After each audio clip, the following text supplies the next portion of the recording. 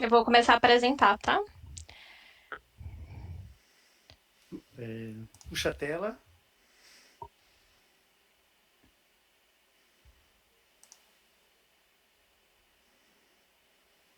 Ótimo. Já apareceu para mim Estão, aqui.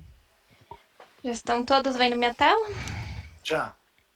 Sim. Bom, então, né, nosso grupo aqui, eu, Camila, a Isabel, a Leidiane e a Vivi, nós vamos falar sobre a Vale. Então, a gente começa com o histórico da empresa, a gente vai falar um pouco sobre a governança corporativa, sobre os indicadores financeiros, o resultado da bolsa, comparação com o mercado e a conclusão. Começando aqui com o histórico da empresa, então a Vale é a maior empresa do ramo minerador, né? Mas ela também tem outros segmentos, o elétrico e o logístico. Ela é uma das maiores empresas de mineração do mundo, ela tem operação em todos os continentes e hoje ela tem mais de 120 mil empregados no mundo. Algumas informações interessantes sobre a Vale. Então, o patrimônio líquido dela de 2019 foi 172,9 bilhões. Ela tem um ativo total de 439,7 bilhões. No ano de 2019, ela fechou com prejuízo acumulado de 1,5 bilhões. E hoje a Vale tem mais de 2 bilhões de ações negociadas na Bolsa, sendo que as ações preferenciais elas são do governo federal. Deixa eu falar um pouco aqui quando a Vale ainda era uma empresa, né, do governo, depois ela se tornou uma empresa privada. Falando um pouco sobre os produtos e serviços da Vale. Então, o que todo mundo conhece é a mineração. Ela é, dentre os produtos da mineração, mais conhecida é o ferro e o níquel, que ela é a maior produtora do mundo. A maior operação da Vale está em Carajás, na Amazônia. Esse minério ele é bem valorizado porque ele é muito considerado muito puro, então vale a pena as empresas, né, exportarem do Brasil ao invés de ir na Austrália, por exemplo, que tem também bastante polos, né, de mineração, porque o nosso minério ele é muito mais puro. Tem outras matérias-primas, carvão, cobre, manganês e alumínio. E hoje ela possui dentro aqui do território brasileiro mais de 10 mil quilômetros de ferrovias para transportar suas matérias-primas, isso até os nossos portos. Trabalha também na área de logística, então, dentro da área logística, tem ferrovias, navios e portos. Um ponto acho interessante é que eles também possuem logística para carga de terceiros, então, tem 2 mil quilômetros de malha ferroviária no Brasil para transporte de pedestres, que atende mais ou menos aí 1 milhão de passageiros por ano. Tem 5 terminais portuários no Brasil e os navios da Vale são enormes, com capacidade de até 400 mil toneladas. Acho que um ponto legal também de saber é que tem navios que eles são medidos em tamanhos da Vale, então, né, que chegam até para abastecer a Vale. E ela também trabalha no ramo de energia. Ela tem 3 pequenas centrais hidrelétricas no Brasil, mas ela também tem participação em outros consórcios. Hoje, a Vale ela atende 54% do seu consumo próprio de energia e só a Vale é responsável pelo consumo de energia de 2% do território do Brasil, que enquadra, né, a Vale como uma das 5 maiores consumidoras do país. Falando um pouquinho aí da história da Vale, então ela começa em 1942, ela foi fundada pelo presidente Getúlio Vargas, que ele fez o arrendamento de 2 outras companhias de minerações estrangeiras que estavam tentando justamente fazer essa parte de mineração aqui no Brasil.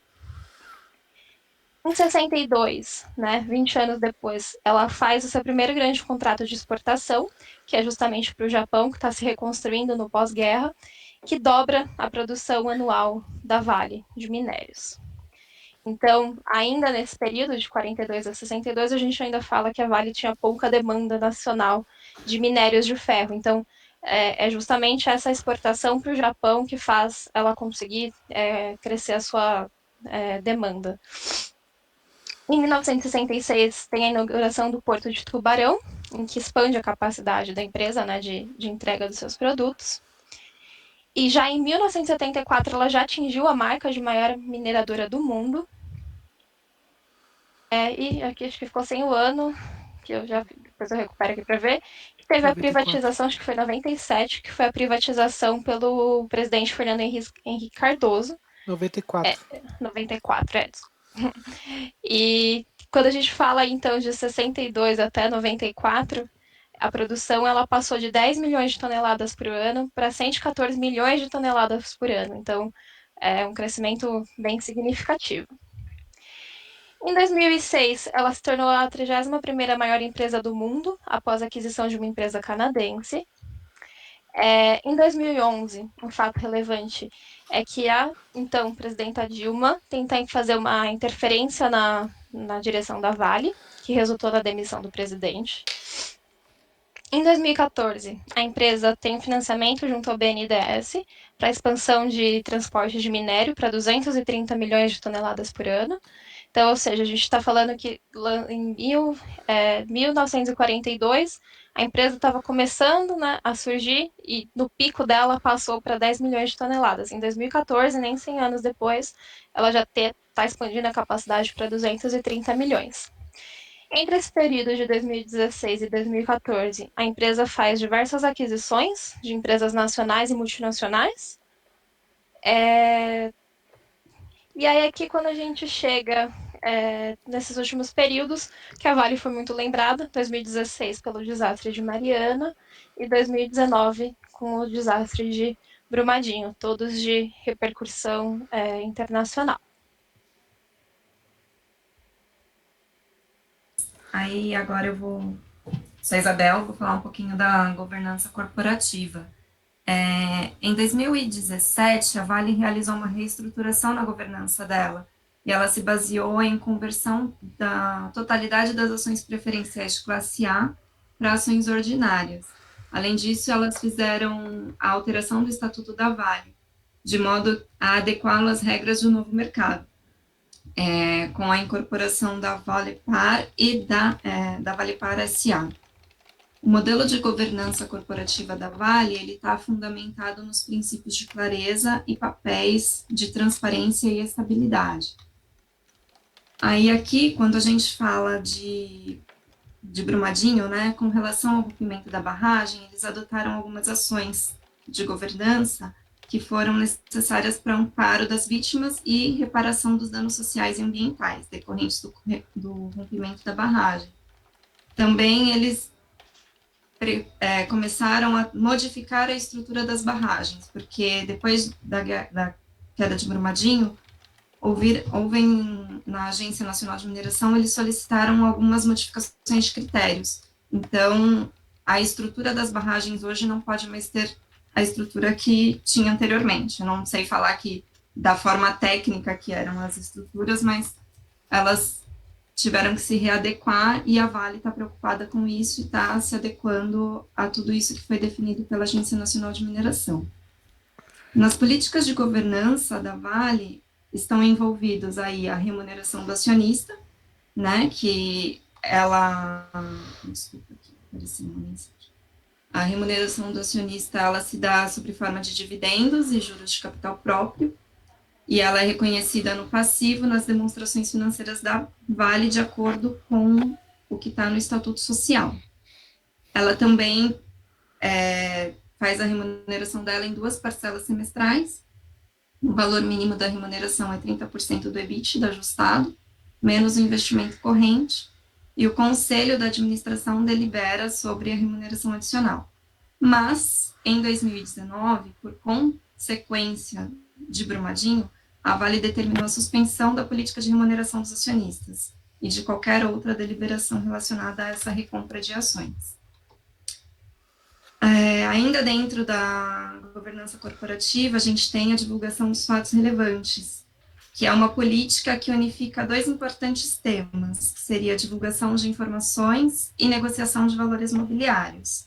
O que isso faz? Isso fundamenta em princípios básicos de transparência. Então, busca equidade, tratamento e respeito dos direitos dos investidores, além de aderência às melhores práticas.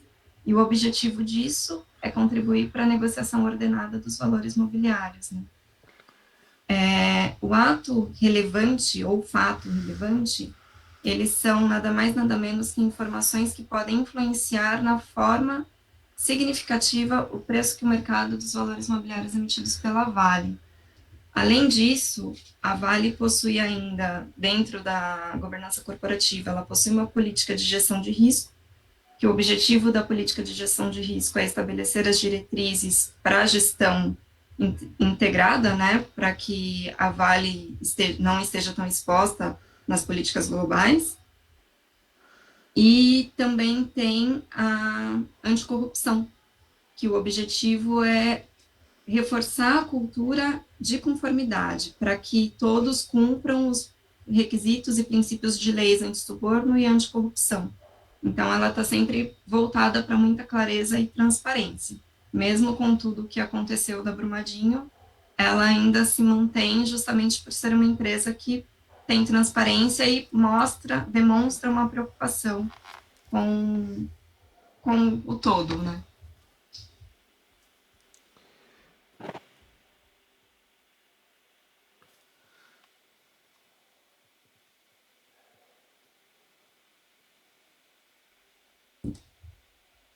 Agora a Vivi vai falar sobre os indicadores financeiros. Oi, gente, boa noite. Vou falar um pouco dos indicadores. No ciclo econômico, a gente pode observar que a Vale ela não tem estoque, por isso que dá negativo no ciclo econômico.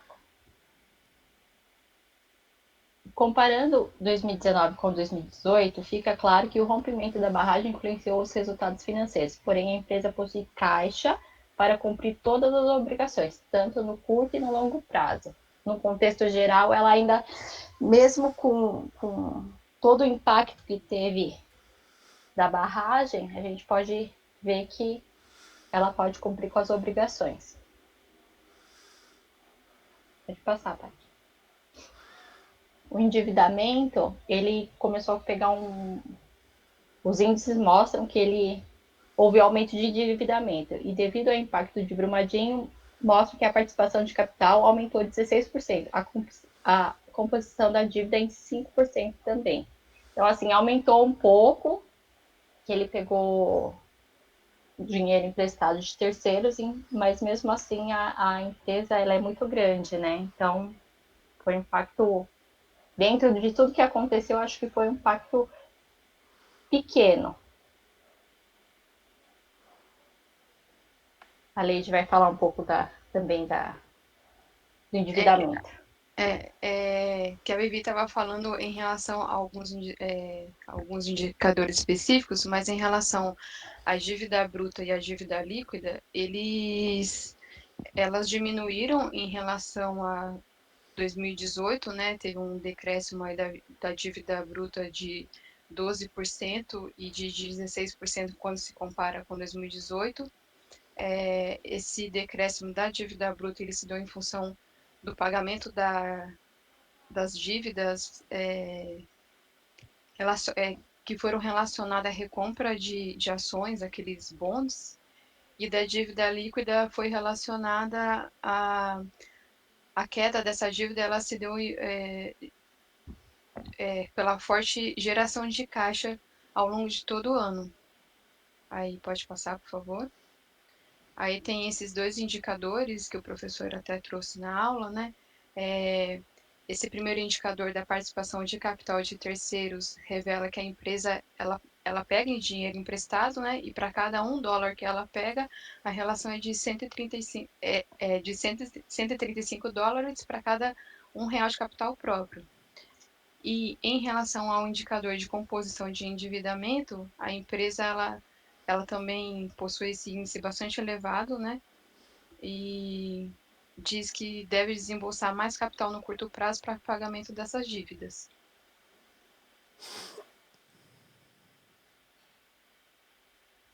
Vivi? Estava desligado, desculpa.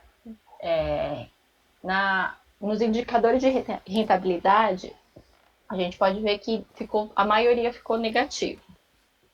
Porém, se a gente olhar os indicadores de 2018, foram impactados pela queda da barragem, mas mesmo com alguns indicadores negativos, podemos observar que a margem bruta cresceu em 4%, e a empresa teve um crescimento de 10%, ela expandiu 10% no no contexto geral, podemos concluir que, apesar de todas as despesas e custos ocorridos em decorrência do acidente, a empresa expandiu. Então, assim, apesar de todo o contexto que aconteceu, o impacto que a gente pode ver que os índices mostram negativos, mas a gente precisa ver a dívida e o EBITDA também, para poder analisar o crescimento, para dizer se a empresa está boa ou não.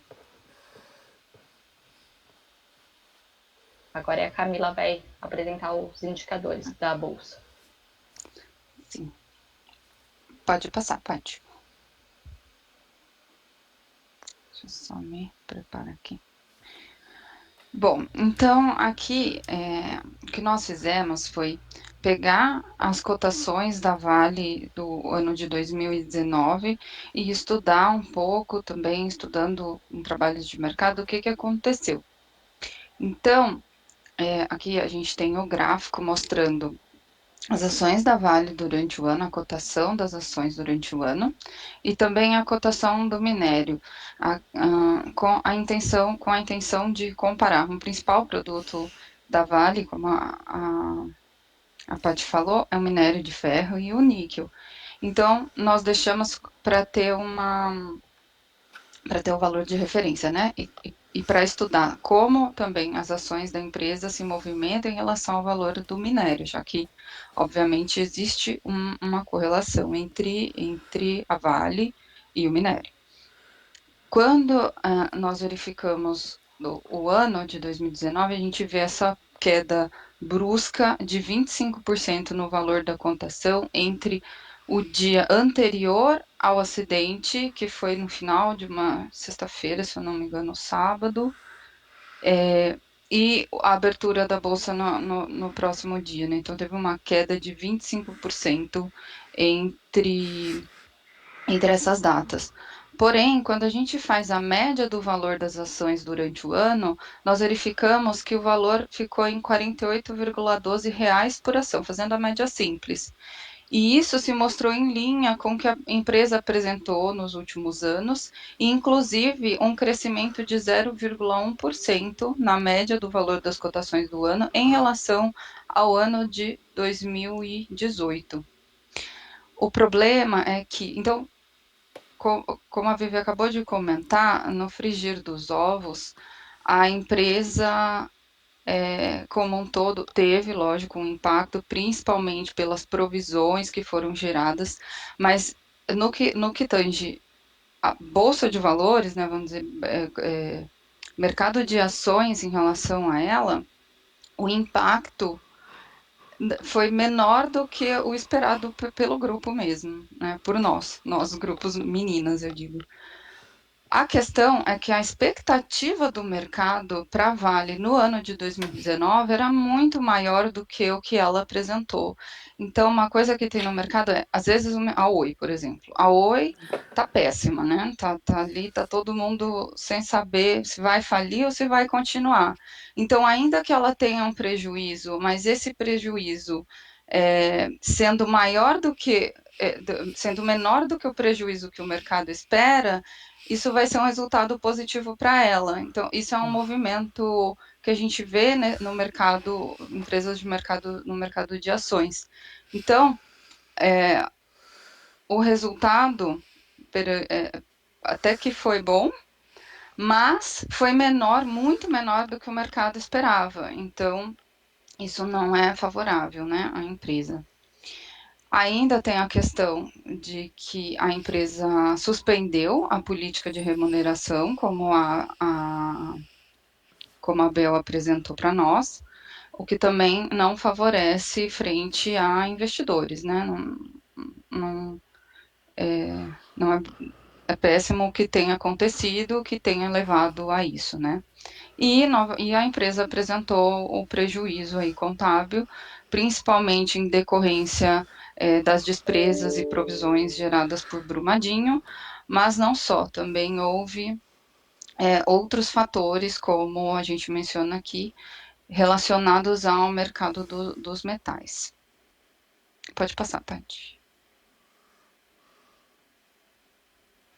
Para o ano de 2020, nós verificamos que, pelo que o mercado apresentou e relatórios do mercado, que no acumulado do ano os papéis da Vale caíram 5,68% e 28,64% em relação ao Ibovespa. Ainda a gente verifica essa queda no final de fevereiro, e isso ocorre pelo impacto da publicação dos resultados do ano anterior, né, que foi esse prejuízo de 1,6, e também pela chegada do Covid no Brasil, toda essa interferência que ocorreu, na verdade, em todo o mercado, com a chegada do Covid, o fechamento do mercado e tal. Nesse âmbito, no impacto da pandemia, a Vale, ela fechou algumas das suas unidades de produção, porém, como ela é uma empresa global, presente em todos os continentes, isso a favoreceu. Né, já que, por exemplo, estava chegando aqui, a China estava saindo, então isso favoreceu a Vale nesse momento frente a outros mercados e outras empresas. E fez com que nesse primeiro TRI ela apresentasse um lucro de 239 milhões, revertendo o prejuízo do ano anterior. Mas, novamente, a gente tem aquela situação de que o resultado foi aquém do que o mercado esperava, já que o resultado foi inferior ao mesmo período do ano passado. Principalmente, claro, pelo impacto no consumo do minério, pela China, principalmente, né, que teve uma redução importante. A China é um dos maiores clientes da Vale no consumo de minério, né? Em relação... Pode passar, Paty. Então, esse é o overview que a gente trouxe em relação aos resultados, né, na Bolsa, dos principais pontos desses dois últimos, do ano passado e desse início de 2020. E vindo agora para a comparação do mercado, a Vale, ela é uma empresa singular, uma empresa enorme e praticamente sem comparativo no mercado com as dimensões, o volume e a quantidade de serviços nesse setor de mineração. Então, o que a gente resolveu? A gente verificou qual a posição da Vale em relação ao mercado de minério de ferro, em relação a esse momento que a gente está vivendo, da pandemia, da crise que se deu em decorrência da Covid-19, né?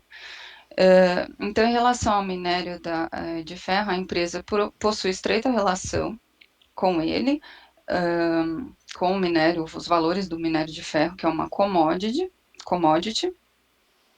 por razões óbvias, né? E em 2020, os minérios de ferro iniciaram um ano muito bem, com bons valores, que favoreceu a companhia. Mas, dado as incertezas da Covid, houve uma grande volatilidade nos preços do minério, e isso traz certas incertezas para a empresa no curtíssimo prazo, quando comparado a outras commodities. Além disso, a ação da Vale em relação às outras empresas, né, além disso, outro impacto da pandemia que a gente pode refletir, é que, em comparação com outras empresas, a Vale, ela permanece como uma boa opção de investimento justamente por essa presença global. E isso favorece o cenário e a segurança para o investidor quando ele entra com investimento. Então, por exemplo, a pessoa que entrou ali na baixa da Vale, a Vale é uma empresa que dificilmente vai quebrar. Então, isso favorece e ela acaba as pessoas acabam deslocando as suas ações para ela por ser essa empresa muito sólida, né, com uma presença global, ainda que a imagem dela tenha sido um pouco manchada perante tudo isso que aconteceu. Mas acaba que, pelo que a gente vê em valores econômicos, ela vai sendo, né, vai favorecendo pela estabilidade que ela oferece. E se a gente olhar esse ano, por exemplo, com relação ao Covid, a maior queda que ela teve foi no dia 23 de março.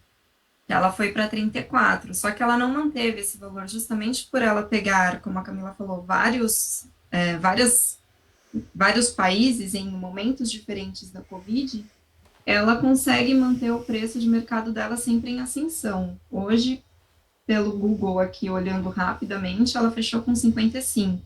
Então, ela está com um crescimento mesmo perante a uma pandemia, justamente por pegar vários países em momentos diferentes.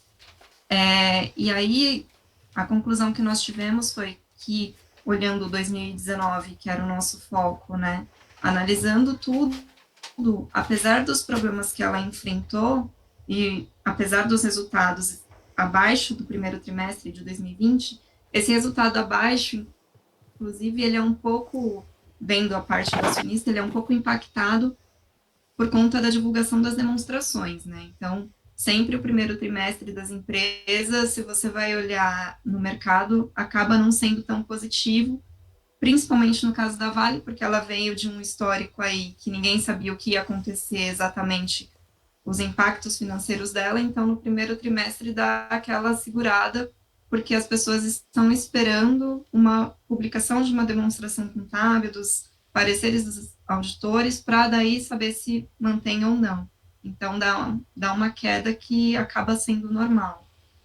Mas ela permanece como uma empresa sólida, ela é muito beneficiada pela diversificação geográfica dela, e isso contribui para a minimização dos riscos e dos impactos financeiros. A gente não consegue enxergar de uma forma tão clara assim. Ela continua com a possibilidade de crescimento de longo prazo, porque a demanda dos commodities dela é altíssima e ela lidera, então ela passa por incertezas, mas isso não, não bloqueia a empresa, não deixa ela tão preocupada, vamos dizer assim. Ela tem tomado cuidado e tem dado apoio a todos os dois desastres que aconteceram, tem tentado limpar o nome com relação a isso, se adequando às novas práticas. Então, é uma empresa que para o acionista ainda vale a pena investir, principalmente porque quando ela apresenta essa queda, que foi o que aconteceu em meados de março desse ano, que ela foi para 34, ela foi para 34 no dia 23, e se a gente olhar no dia 31 de março, ela já estava com 43. Então, em pouquíssimos dias, você já vê um ganho significativo. Então, é isso. Essa foi a nossa apresentação. Espero que tenham gostado.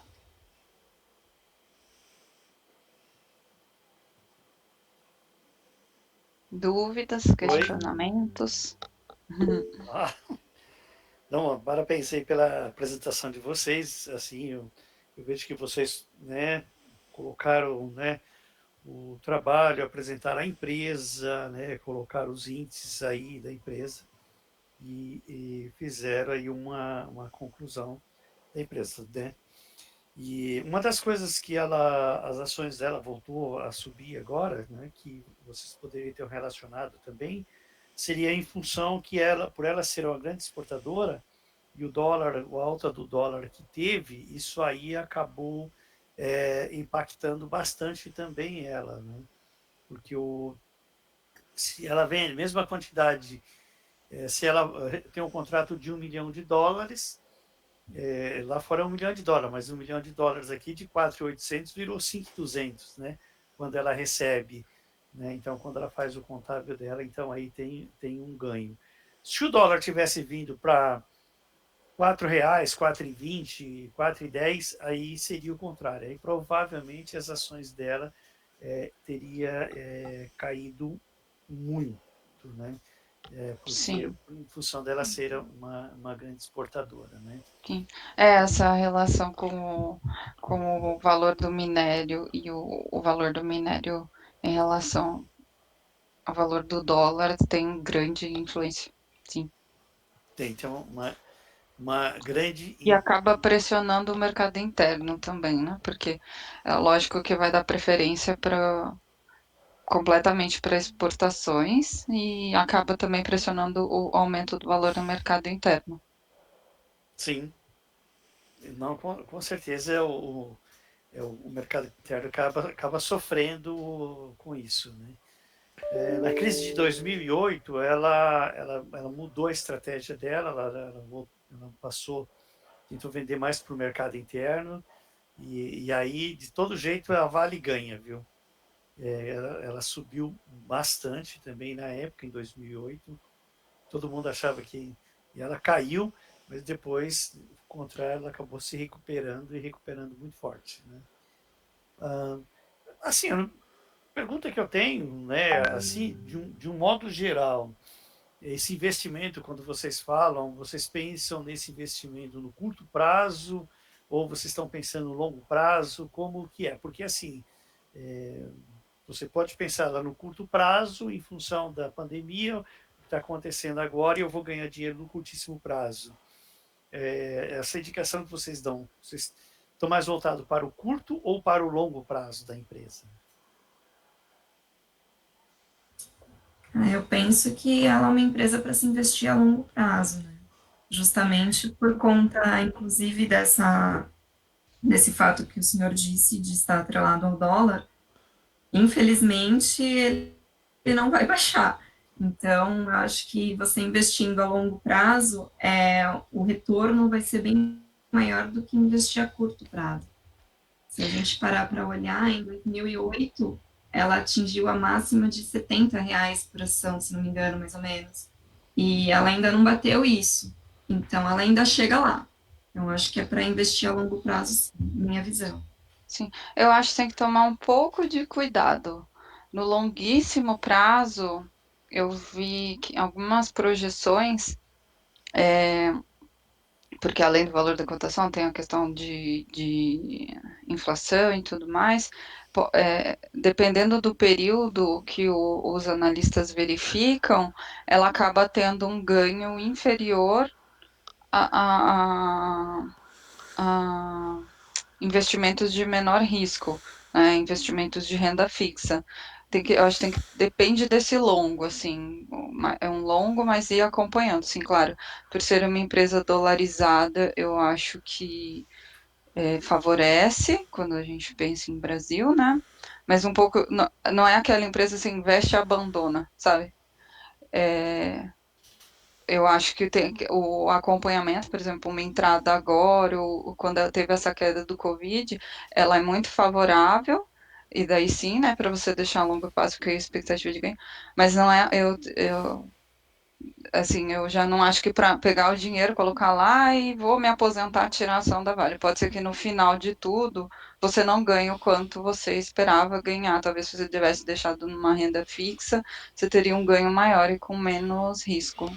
Então, A verdade é que hoje, eu acho que se você for depende. investir no longo prazo, né, se você for É, olhar muito a longo prazo, nenhum tipo de ação você pode mais investir e esquecer igual era feito antigamente. A gente tem que sim. sempre estar vigiando. Sim, sim. Mas eu acho que tem empresas que hoje que você consegue ter menos preocupação, entre aspas, assim, em relação a ela, entendeu? No sentido de um acompanhamento com muito cuidado para ver se no final das contas você está realmente tendo esse ganho que você esperava. Igual uma VEG da vida, sei lá, Magalu, eu acredito muito na Vivara, particularmente, mas acho que tem algumas empresas que você pode pensar no longo prazo, que são o que eu, pessoalmente, se fosse investir, pensaria em deixar mais tempo do que a Vale, sabe assim? Esperando esse ganho mais substancial no investimento de risco, né? De renda variável. É que a renda variável agora no Brasil mudou-se muito, né? A taxa Selic aos níveis que está, por exemplo, eu sempre indiquei que comprasse o Tesouro Direto. Agora, se você comprar Tesouro Direto e não ficar pelo menos 6 meses aplicado, você perde para a poupança. Sim. Então, mudou-se muito. Meninas, vocês permitem o Aguinaldo fazer uma pergunta? Ele está louco de fazer uma pergunta. Estou vendo pela cara dele, viu? Depende se ele for destruir a gente. Vou destruir, claro. Você acha, Camila? Que nada. Parabéns, ô. Caramba, quando eu começo falando de governança, Aí elas vêm, fala de governança, numa boa. Aí desculpa, como que é o nome dele? Renan? Esqueci aqui. Renan. Renan, aí as meninas aí dando show aí na parte de governança corporativa. E ainda falaram dos 100% das ações. E me perdoe, Camila, na hora que você falou da data lá, foi a Camila, eu acho. Falou da data da A Vale. Como eu tava. Patrícia. Ah, Patrícia? tá. Uhum. Então, quando a Patrícia falou lá da data que não estava aparecendo, veio na minha cabeça 1994, porque quando eu estava lá em 94 na Vale, eu passei por um tempo na Vale, em Sergipe. Eles já estavam trabalhando com a privatização, então para mim, aquela coisa da venda efetiva na bolsa, que foi em 97, já tinha. Foi em 94 para mim. Então me perdoem por ter feito aquela intromissão à toa. Foi infeliz na hora, tá? Mas enfim, eu acho que eu compraria curto e longo. Se eu sou um analista financeiro, desculpe, se eu sou um analista fundamentalista, das primeiras ações que eu vou procurar, Vale. Se eu sou um analista técnico, eu vou das primeiras ações que eu vou procurar, Vale. Mais do que banco, mais do que até Petrobras. A Vale chegou a ser a primeira, vocês falaram, até inclusive a intervenção da Dilma na época, querendo como governo intervir e tal. É justamente porque vocês mostraram, infelizmente, aquela coisa toda que vocês falaram, vocês chegaram à conclusão de Brumadinho e Mariana, só fizeram cosquinha no financeiro da empresa. Então, vocês responderam plenamente. É, agora, perguntaria para vocês assim: imagina você como sociedade. Claro que vocês estão no lado econômico, vocês estão vendo esse lado racional, como empresa, sólida, persistente. Agora vamos ver o outro lado, o lado sociedade, efetivamente. Vocês cobrariam da Vale uma resposta para. Imagina você como o cara que está lá para falar, Vale, e aí? Houve um acidente, houve um problema, mortes. O que você faria, gente? O que vocês fariam? Vocês cobrariam da Vale o preço para restituir todo aquele prejuízo social que ocorreu lá com os dois acidentes?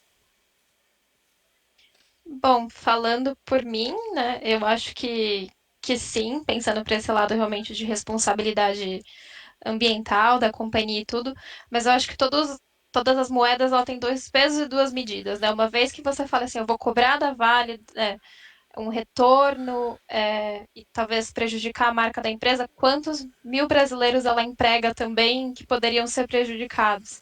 Então, eu acho que sempre tem que ponderar os dois lados, né, para você não querer ajudar um grupo e atrapalhar outro. Claro que acho que esse incidente na Vale, a gente não pode falar que ele foi um acidente, né? Ele foi realmente poderia ter sido evitado, poderia ter sido previsto, e eu acho que isso mancha o nome da sociedade e o que se perdeu ali não vai se recuperar, né? Então, vidas animais e prejuízos de toda a população ali ao redor, que não adianta a Vale vir falar que vai restituir, porque a gente sabe que tem muita gente ali que perde e fica por aquilo mesmo. Mas eu acho que sim, que valeria, que a sociedade como um todo deveria ter cobrado mais sobre a Vale. Eu acho que o brasileiro tem uma memória muito curta. Então as coisas acontecem e passam, e aí acontece outra coisa, e todo mundo foca nesse novo tema de novo. Sim, eu concordo completamente com a Paty. E não é só o Brasil, eu acho que o mundo tem a memória curta, né? E quando nós que analisamos os números da nossa reuniãozinha que a gente estava conversando, a gente falou, a verdade é que o prejuízo dela é praticamente assim, ela tinha provisão pra caramba já, né? Ou seja, já tinha uma reserva. E ela quando ela corta, né, o retorno aos investidores, praticamente essa multa parece grande para a gente, mas para Vale é pouco, né? Não é nada. Então, não é nada. A verdade é essa, que só quando ela não paga o investimento, pronto, ela já paga isso. Então, assim, quase que esse prejuízo ele é mais contábil do que efetivamente ali na grana, né? Vamos falar assim. Fora que eles tinham um seguro também, que Fora que cobriu eles muito, tinham. E aí tem isso que é assim, vida, né, cara? A verdade é que não tem preço que não tem paga, valor. não tem valor e não tem justificativa para uma empresa desse tamanho ter um descuidado. É lógico que são pessoas, né, ser humano, enfim. Eu acho que quando você está no dia a dia, ali, eu mesmo, né, eu e o Jason, a gente pode falar, a gente é engenheiro e muitas vezes a gente esquece do peso da nossa assinatura. Eu acho que no dia a dia isso né, vai ficando mais comum. E aí, só quando acontece um negócio desse que as pessoas se dão conta da responsabilidade que elas têm nas mãos, né? Então, sem dúvida nenhuma, e eu acho o preço baixo. A gente, nas nossas pesquisas, viu que hoje eles têm um site, uma plataforma só para assistência, eles estão com um projeto enorme de recuperação ambiental. Mas e quem se foi, né? E quem se perdeu? E as famílias que. Isso aí, cara, pode pagar o que for, né? Mas não, não tem explicação. E aí o Brasil vira referência em resgate de gente na lama. Tipo, que vergonha, sabe? A gente virou referência, tá dando é, é, cursos no mundo porque aconteceu isso. Tanta coisa para a gente ser referência, né? Pode ser porque tem a maior empresa do mundo de extração, exportação, comercialização de minério, e a gente fica com o melhor do mundo em tirar, resgatar corpo da lama. Tipo, horrível, né? Horrível. E Camila, Bom, me permita rapidamente. E Camila, você falou uma coisa muito importante. Na hora de assinar, você é a primeira a assinar.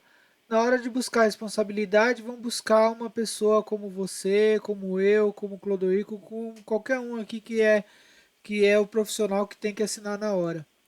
Não é o administrador, eu digo, não é o governante, aquele que quis a caixinha, entre aspas, né, que é uma caixinha gorda, né?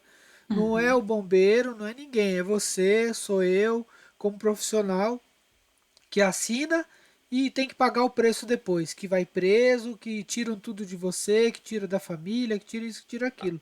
Isso é muito complicado aqui no Brasil, infelizmente. A Sim. família do primeiro, do presidente da, da Samarco, inclusive o presidente da Samarco é parente de uma ex-aluna da minha esposa. Ele teve que ficar depois escondido por um tempo, teve que sair da mídia, teve que ficar escondido, pagou o preço, entre aspas. Não foi preso, mas pagou o preço por estar lá como presidente na época, à época.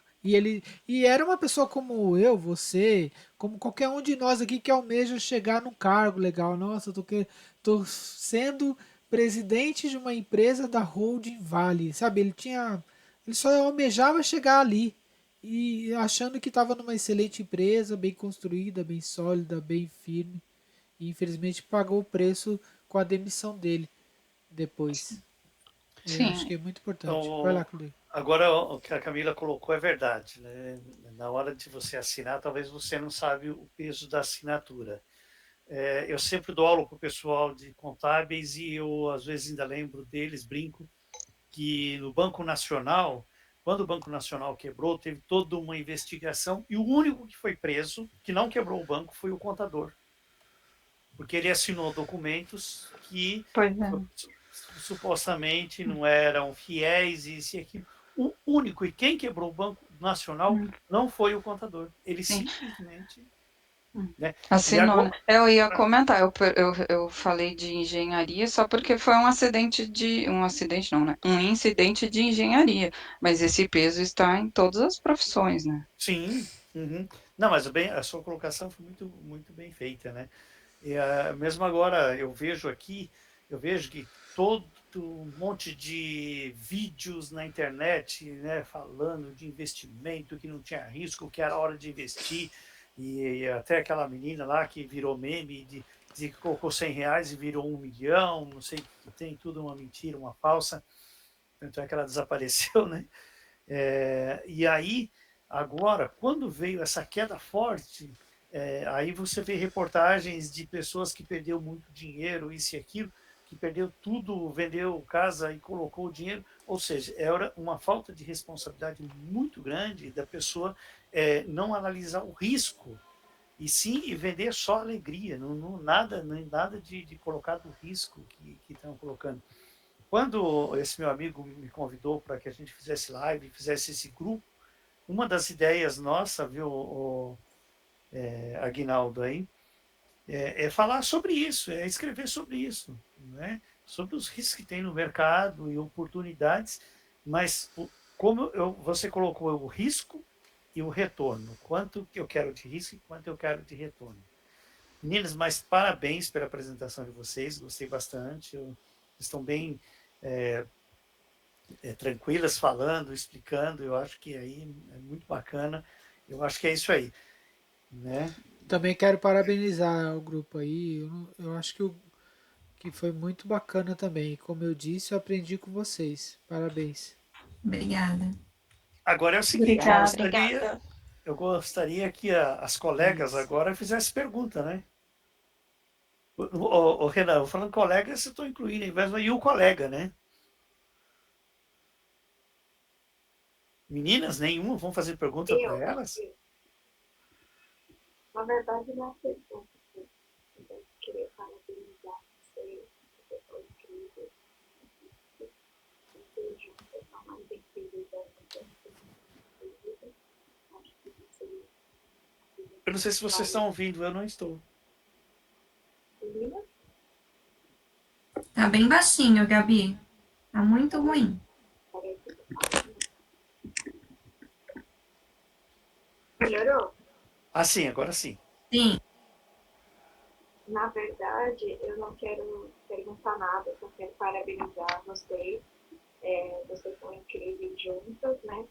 E todas tendo um pouquinho de cada coisa, foi sensacional a apresentação de vocês. Foi incrível mesmo, parabéns. Obrigada, Gabi. Obrigada, Gabi. Obrigada.